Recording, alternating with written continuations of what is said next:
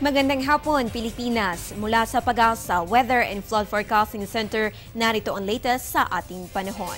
Sa ating localized weather update, kasalukuyan po nakakaranas ng pagulan ay ilang bahagi ng Mindanao, particular na dito sa may Zamboanga City, Zamboanga del Sur, Zamboanga Sibugay, Bukidnon, Misamis Occidental, Davao City, Davao del Sur, Davao del Norte, Davao Oriental at Sultan Kudarat. Ayon sa Pag-asa, maaari po ito magpatuloy sa loob ng 1 hanggang 2 oras. Samantala, asahan naman ang thunderstorms dito sa may Cotabato City, North at South Cotabato, Basilan, Maguindanao, Agusan del Norte at Agusan del Sur sa susunod na oras. Samantala, punta naman tayo sa Visayas kung saan nakakaranas ng light to moderate rains ang Southern Cebu at ang Cebu particular na sa may Cebu City, Minglanilla, Talisay City, Mandaue City, Liloan, Consolacion, Compostela at Danao. Nakakaranas rin po ng light to moderate rains dito sa may Southern Negros, Iloilo at Capiz. Ayon po sa Pag-asa, maaari itong magpatuloy sa loob ng 1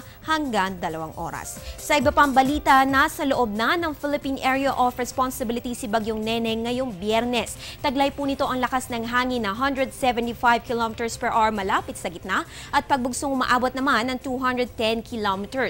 Patuloy po ang pagkilos nito pa northwest sa bilis na 20 km kada oras. Ayon sa Pag-asa, napakalayo na naturang bagyo upang magkaroon ng epekto sa kahit anumang bahagi ng bansa. Ganun pa man, mapag-iibayo po nito ang northeasterly winds na magdadala ng maalon hanggang sa napakaalon na kondisyon ng karagatan dito sa may northern at eastern seaboards ng Hilagang Luzon this weekend. Kaya naman ating abiso para sa mga mangingisda, delikado po ang maglayag sa mga nabanggit na baybayin. Kung mapapanatili ni Bagyong Neneng ang current speed and direction, lalabas din po ito agad ng ating PAR bukas ng umaga.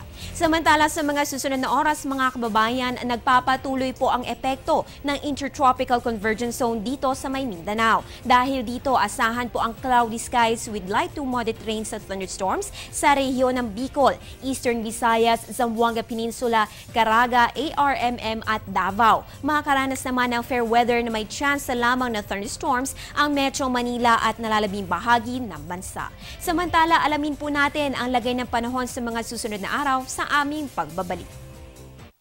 Tatanungin ko ang lahat ng nararapat itanong.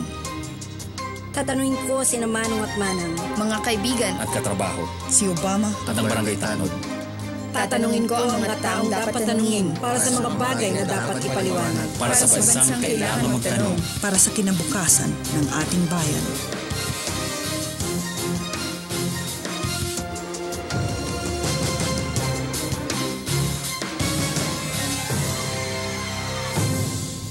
Mga kababayan, ano nga ba ang asahan nating weather condition this weekend?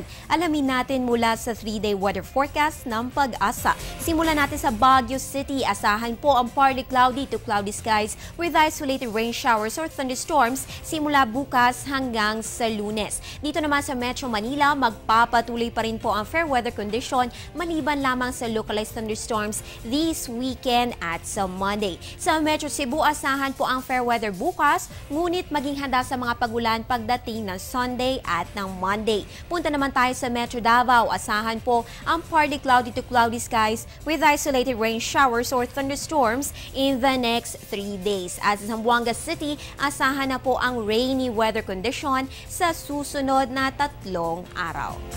At yan ang latest mula dito sa Pag-asa. Pero bago ang lahat, isang pagbati muna ng happy birthday sa nag-iisang weather lover ng ang Panahon TV na si Gemma Amor La Rosa. At happy birthday na kahit ngayon ay birthday mo, naka-duty ka pa rin.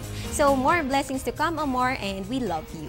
At para sa lahat po, follow us on Twitter, like us on Facebook at bisitahin ang aming website. Antabayan na rin ang aking susunod na update mamayang 4:30 ng hapon. Ang update na ito ay hatid sa inyo ng Panahon TV Express kung saan walang pinipiling panahon ang pagbibigay impormasyon. Ako po ang inyong weather girl April Enario. Magandang hapon.